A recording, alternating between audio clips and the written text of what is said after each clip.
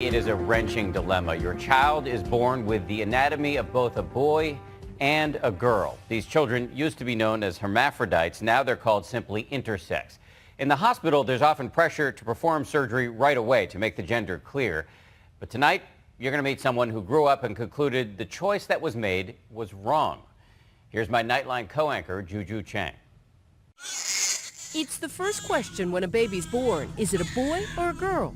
Sometimes the answer isn't that simple. They told me that he was intersex. Intersex, meaning born with both male and female genitals.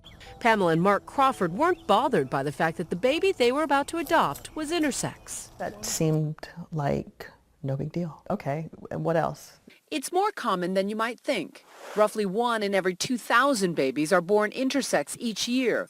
There's no clear protocol on how to treat intersex children. For decades, doctors have quote-unquote fixed the situation by surgically choosing one gender or the other. But now more parents are questioning whether that's the right thing to do. The first thing I said when we heard, I said, don't let him get the surgery. He hasn't gotten the surgery, has he? But he had, just after his first birthday, while in the custody of the state of South Carolina. Their intersex baby, MC, had been transformed surgically into a girl. But it was clear, even in toddlerhood, that MC felt and acted like a boy. He was like, I feel weird because I don't feel like I should be going into the girls' room. MC is now 9 years old. His parents asked us to keep his face off camera. This is definitely the toy box of a little guy. He can just play with this stuff for hours. MC's brother, Ben, says his little brother was robbed of his right to fully live as a man. What's happened to him was unnecessary, unjust, unconsented. And he's been castrated. And he's been castrated, so that is likely to have a lifelong impact. And irreversible. And irreversible. 35-year-old Saifa says he knows all about irreversible. Like MC, he was born intersex. A doctor assigned him female at birth, but it led to years of agonizing confusion. At what age did you start questioning your gender? Up until the age of 7, I thought that I was a boy. I was like, I'm a boy. Saifa grew up in the Bronx, wearing Catholic schoolgirl uniforms, even went to the prom. It wasn't until college that Saifa started to ask serious questions. That's when he got a hold of his medical records. Initially, they wrote that I had ambiguous genitalia.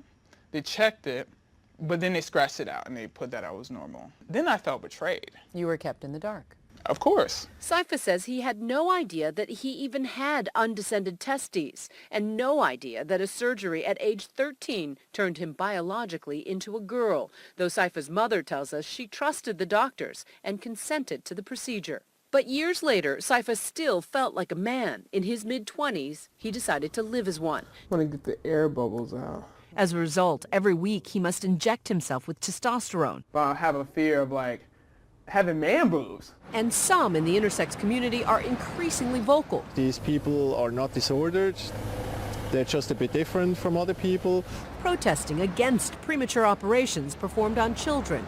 Arguing intersex people should have the right to decide for themselves when they're ready. Saifa is in agreement. I do feel like I need to wear a suit. And now is getting ready for an occasion more than 20 years in the making. This is it. This is like a big moment. He is about to meet with the doctor who surgically removed his testicles at the age of 13, transforming him into a girl with his mother's consent. A surgery he says he never wanted. I'll probably have a whole bunch of emotions that come up. You know, he's the surgeon's signature right here, Terry Hensel. Dr. Terry Hensel, notable in the field of pediatric urology for 30 years. What would you say to Dr. Hensel if you were face-to-face with him today?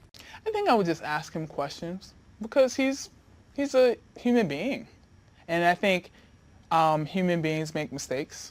Turns out he's still practicing and a professor emeritus at Columbia University. He says new parents with an intersex baby are often desperate to have their child fixed, surgically turned into a boy or girl as fast as possible. So have you had parents thank you for intervening early? All the time. And what do they say? Well, thank you for giving me my little girl. It's microphallus. The photos are too graphic to show on television, but Dr. Hensel wanted me to see just how ambiguous these cases can be. What do you tell Mommy that is? Yeah, what is that? Saifa argues in his case there was no medical urgency, but many doctors argue doing it younger can avoid painful scarring down the road, both physically and emotionally. I think it's more parents' anxiety about information being disseminated about their abnormal child. But the very definition of gender normality is evolving. A person's biological sex does not determine their gender. Right, so gender is not in the genitalia. It's not. It's in the brain, it's in the spirit, it's in the heart. Nowadays, gender identity is more open, but during Sypha's time, it was kept quiet. The criticism always is that, oh, these doctors, they're playing God. No, I used to, and I really liked it, but it wasn't the right thing to do. There's a real sense that if patients, even patients from 20 years out, were listened to, were heard, that would be a big step forward. Huge. I totally and thoroughly 100% agree. So we asked Dr. Hensel if he'd meet with Sypha. You'd be open to that.